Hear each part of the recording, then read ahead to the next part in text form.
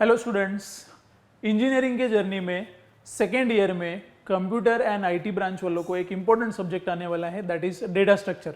सो आज हम लोग डिस्कस करने वाले डेटा स्ट्रक्चर के ऊपर।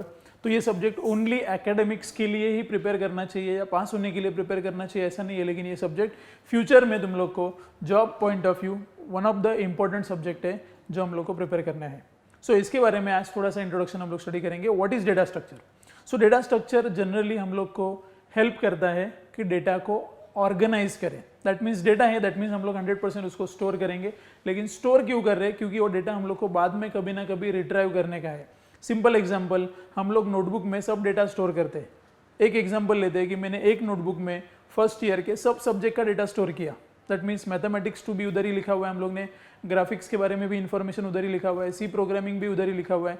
लेकिन एट द एंड एग्जाम के टाइम पे प्रिपरेशन करने का है तो तुम लोग को एक नोटबुक में डेटा सर्च करने के लिए टाइम जाएगा, क्योंकि तुम लोग ने एक ही बुक में सब मिक्स डेटा मेंटेन किया हुआ है। मैथ्स भी उधर ही है, प्रोग्रामिंग उधर है, ग्राफिक्स उधर है। लेकिन सेम अगर हम लोग अलग अलग बुक में मेंटेन करते थे, डेटा स्ट्रक्चर के लिए अलग बुक, सी प्रोग्रामिंग के लिए अलग बुक, मैथ्स 2 के लिए अलग बुक, तो हम लोग वो data easily and fast retrieve कर सकते थे। सो डेटा स्ट्रक्चर में हम लोग स्टोरिंग के साथ साथ उस डेटा को ऑर्गेनाइज कैसे करने का है, इसके बारे में नंबर ऑफ मेथड्स देखने वाले। So data structure talks about not only storing the data, storing ही नहीं करने का है, उसको साथ साथ उसको प्रॉपरली ऑर्गेनाइज करने का है, सो दैट जब भी हम लोग को डेटा रिट्राइव करने का है, देखने का है, सर्च करने का है, तो वो इफिशिएंट होगा, क्विक होगा, फास्ट होगा। तो डेटा स्ट्रक्चर में हम लोग को नंबर ऑफ मेथड्स या नंबर ऑफ अप्रोचेस दिए हुए हैं जिससे हम लोग डेटा को प्रॉपरली ऑर्गेनाइज करते हैं। तो ये ऑर्गेनाइज कैसे होना चाहिए, इसके बारे में number of chapters data structure में अवेलेबल है, जिसका हेल्प लेके हम लोग उस डेटा को ऑर्गेनाइज करेंगे। ठीक है, सो ये क्यों करना चाहिए इतना सारा मेहनत, तो इसके बारे में हम लोग को इन्फॉर्मेशन लेने का है। लेकिन ये इन्फॉर्मेशन एक ही पॉइंट के ऊपर कॉन्सेंट्रेटेड है कि डेटा मैंने ओनली स्टोर किया एंड इधर मैंने स्टोर करके प्रॉपरली ऑर्गेनाइज किया है। तो जब भी तुम लोग डेटा निकालने के लिए जाओगे, ढूंढने के लिए जाओगे, तो ये ईजी होगा। तो आजकल जितने भी सॉफ्टवेयर हम लोग मार्केट में यूज़ करते हैं वो ह्यूज अमाउंट ऑफ या large amount of data store कर रहे हैं। लेकिन ये स्टोर किया हुआ डेटा जब भी हम लोग सर्च करने के लिए जाते हैं, फाइंड करने के लिए जाते हैं, तो हम लोग को ईजिली मिलता है कंप्यूटर को without giving much time, because क्योंकि वो डेटा प्रॉपरली ऑर्गेनाइज किया हुआ है डेटा स्ट्रक्चर के हेल्प लेके। ठीक है, so why we require data structure, उसका सिंपल अंडरस्टैंडिंग है कि डेटा स्ट्रक्चर हम लोग को ऑर्गेनाइज, मैनेज एंड स्टोर करने के लिए हेल्प करता है, इसलिए हम लोग को डेटा स्ट्रक्चर चाहिए। एंड ये क्यों चाहिए, तो सबसे पहला एक ही रीज़न है कि अमाउंट ऑफ डेटा बहुत ह्यूज है, और इस ह्यूज अमाउंट ऑफ डेटा को हैंडल करने के लिए अगर हम लोग ने उस सिस्टम में, सॉफ्टवेयर में डेटा स्ट्रक्चर नहीं किया है इम्प्लीमेंट, तो हम लोग का सॉफ्टवेयर फास्ट नहीं हो सकता या फास्ट डेटा को रिट्राइव नहीं कर सकता, इसलिए हम लोग को डेटा स्ट्रक्चर चाहिए। या फिर हम लोग बोलेंगे मेरे पास मल्टीपल रिक्वेस्ट आ रहे हैं, जैसे गूगल के पास रिक्वेस्ट आते हैं कि हम लोग कुछ भी टाइप करेंगे तो वो डेटा हम लोग को इजीली मिल जाता है। तो ऐसा रिक्वेस्ट करने वाले मल्टीपल मेंबर्स है जो गूगल को रिक्वेस्ट करते हैं, लेकिन गूगल के पास एक डेटा स्ट्रक्चर किया हुआ है जिसके वजह से कोई भी किया हुआ रिक्वेस्ट एक कम से कम टाइम में रिप्लाई आता है या सर्व किया जाता है। So that's why we require a data structure to improve the performance of the programme.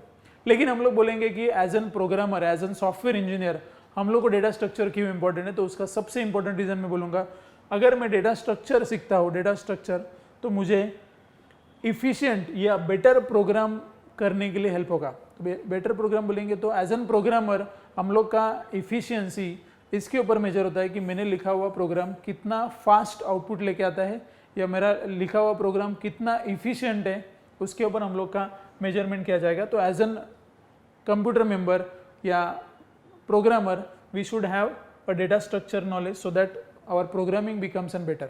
Second में बोलूँगा, अगर मैं कुछ भी कोड लिख रहा हूँ तो कोड एफिशिएंट एंड रिलायबल होगा, बिकॉज हम लोग ने उसमें अंदर डेटा स्ट्रक्चर इंप्लीमेंट किया हुआ है।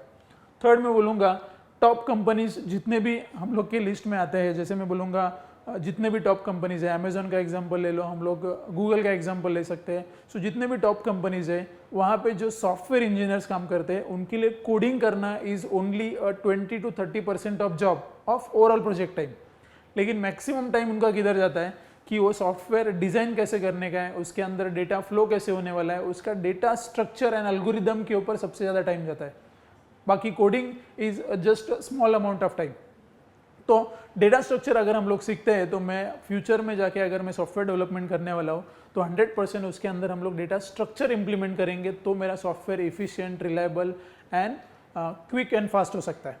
तो 100% डेटा स्ट्रक्चर हम लोग को फ्यूचर वाले जर्नी में लगेगा। शायद हम लोग सी प्रोग्रामिंग में प्रोग्रामिंग करेंगे या C++ में या फिर जावा में या फिर पाइथन में, तो कोई भी प्रोग्रामिंग लैंग्वेज का तुम लोग यूज़ करो, उसके अंदर अगर डेटा स्ट्रक्चर इंप्लीमेंटेड है तो तुम लोग का प्रोग्राम क्विक हो सकता है, इफिशिएंट हो सकता है। तो जितने भी टॉप कंपनीज है उसके अंदर तुम लोग देखेंगे तो मैक्सिमम टाइम ये डिजाइनिंग ऑफ एल्गोरिदम के ऊपर दिया जाता है रादर देन कोडिंग के ऊपर। तो coding is just 20 to 30% of their project time and maximum time gets involve in designing the algorithm of that program. So this is about the introduction of data structure. तो मैं बोलूँगा data structure सबसे important subject है, not only academics मैंने बोला, लेकिन हम लोग के future programmatic point of view. तो ये सब्जेक्ट तुम लोग को प्रिपेयर करना चाहिए और वो समझ के प्रिपेयर करना चाहिए, जिसके लिए हम लोग बोलेंगे कि डेटा स्ट्रक्चर का तुम लोग जब भी लेक्चर देखो या जब भी तुम लोग प्रिपरेशन करो तो तुम लोग उसके कॉन्सेप्ट क्लियर करो। सो this is about the introduction of data structure.